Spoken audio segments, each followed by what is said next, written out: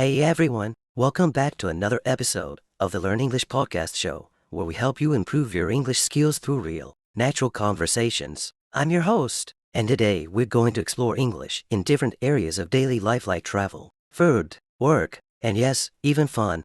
This episode is perfect for those of you who want to build your vocabulary, improve listening comprehension, and feel more confident using English in a variety of situations. So grab a cup of tea or coffee and let's dive in.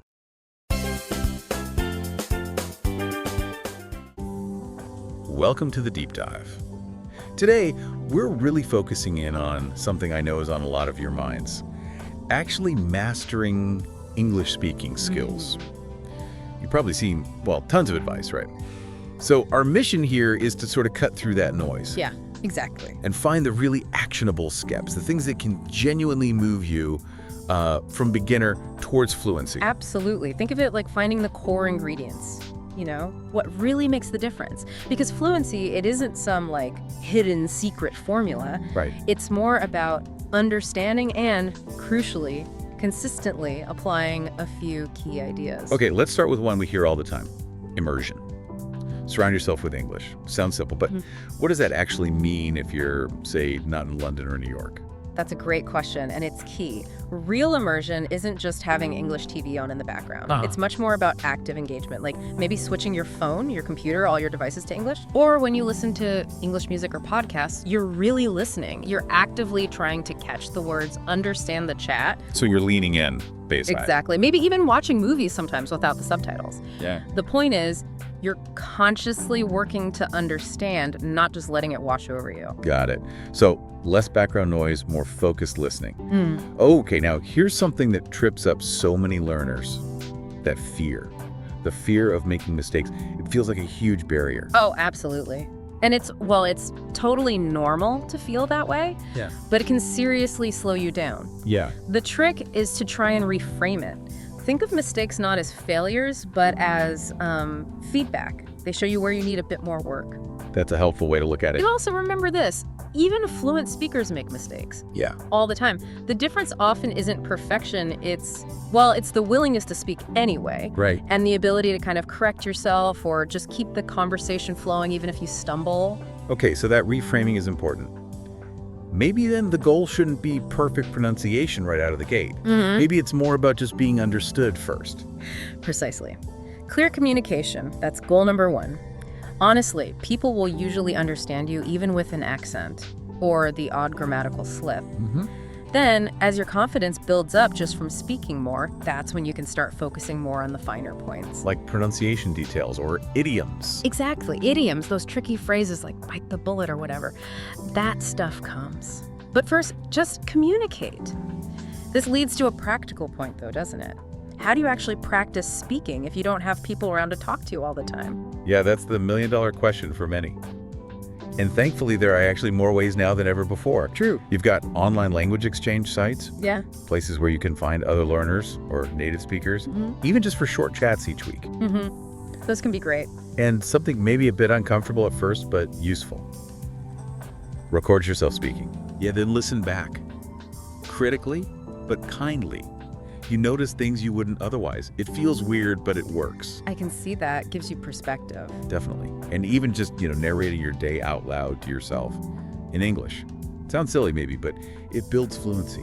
Really helps with confidence too. Those are excellent, really practical tips, and it all ties back to actively creating chances for output, doesn't it? Output, yeah. You can know all the grammar rules in the world, but if you don't actually practice speaking.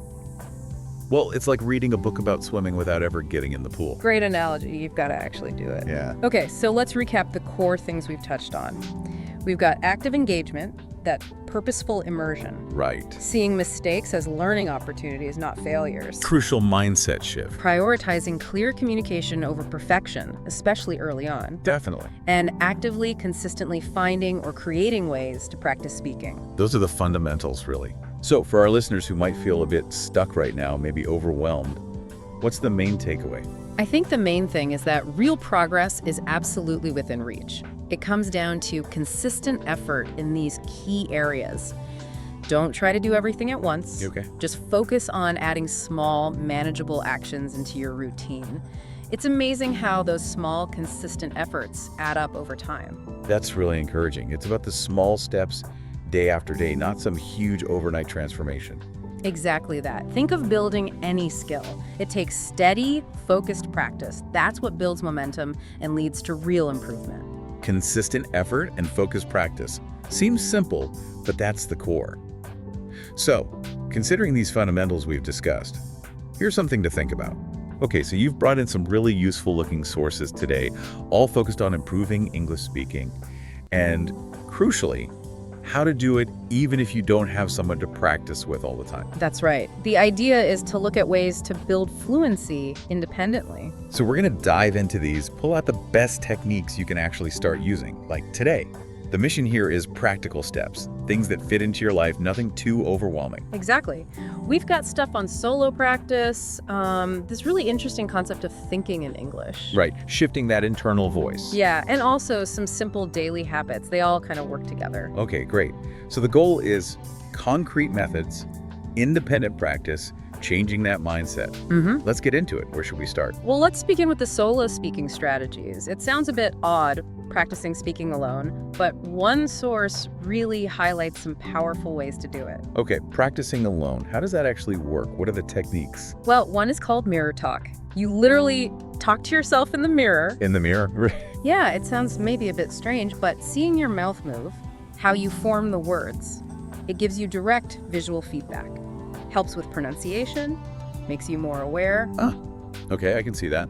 Observing the physical part of speaking. What else? Using speaking prompts is another big one. So you create little scenarios in your head, like ordering coffee or asking for directions, and then you actually respond out loud. Like role-playing, but just with yourself.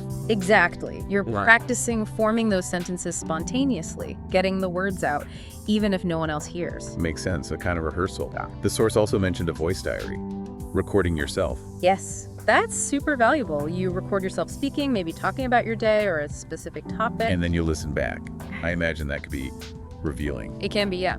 But it's fantastic for tracking progress and actually hearing where you might be hesitating or where your pronunciation needs work. It's a concrete record. Okay. And there was something about virtual tools, too. Right, just a brief mention, yeah.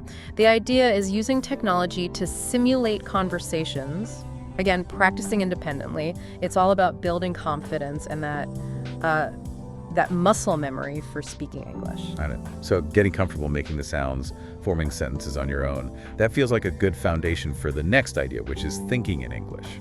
Precisely. Moving away from constantly translating in your head, that translation step is often what slows people down and makes speaking feel unnatural. Right. So how do you train yourself to just think in English? Is that even possible? It is, definitely. It's a trainable skill. One source suggests exercises like word replacement. So when a word pops into your head in your native language, you consciously find the English equivalent right away. So actively grabbing the English word first instead of translating. Exactly, building that direct link. Another technique is using inner monologues. You mean like talking to yourself in your head? Pretty much. Narrate your day, what you're doing, what you're thinking, but do it silently in English. And then there are flash thoughts, trying to have those quick, immediate thoughts directly in English without any translation filter. That sounds advanced. How do you build up to that? You start small. It's a gradual process. Maybe focus on thinking of single objects around you in English. Then short, simple phrases related to what you're doing, like need coffee or walk the dog. Okay. Words first, then phrases. Then eventually you work up to constructing full sentences internally. It's like paving new pathways in your brain, making the English route the default one over time. Okay, I see the progression. So we're practicing speaking out loud alone, and we're consciously trying to shift our internal thinking. How do we make this stick? This seems like where the daily habits come in. Exactly right. Consistency is key. And another source really emphasizes the power of short, regular practice. We're talking maybe just 10 minutes a day. 10 minutes, that sounds manageable. What kind of habits? Well, one suggestion is morning speaking prompts. First thing when you wake up, pick a simple topic, what you dreamt, your plans for the day, and just speak about it out loud for a few minutes. Kind of primes the pump for English early on. Right. gets your brain into English mode. Another habit is journaling in English. Oh, I've heard of that. Does it need to be long entries? Not at all. Even just 2 or 3 sentences about your day written in English, it reinforces sentence structure and vocabulary. Okay, manageable. What else? Recording short voice memos, similar to the voice diary idea, but maybe quicker, more spontaneous. Just talk about something for a minute or 2 into your phone. Like a quick status update, but spoken in English. Yeah. And the source also mentioned language learning apps. Duolingo and HelloTalk were given as examples for those short bursts of focused activity. Right, those gamified apps can be good for quick practice. The main point is consistency. Doing something every day, even small, is way more effective than trying to cram hours in occasionally. Don't aim for perfection right away, just build the habit. That's really important. Consistency over intensity. So if you pull it all together, You've got the solo speaking practice to work on the actual production, the thinking exercises to change your internal processing. and the daily habits to make it all consistent and reinforced. Exactly. They work together to build fluency from different angles. Okay, this is really helpful. So to sum up, we've covered concrete ways to practice speaking alone, like mirror talk and prompts, methods to consciously start thinking more directly in English, and simple daily habits to weave this all into your routine consistently. Absolutely.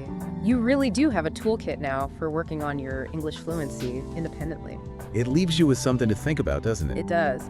Maybe the question for everyone listening is, how could consistently using just 1 or 2 of these techniques start to really change your relationship with English over the next few months? What's one small step you could maybe try?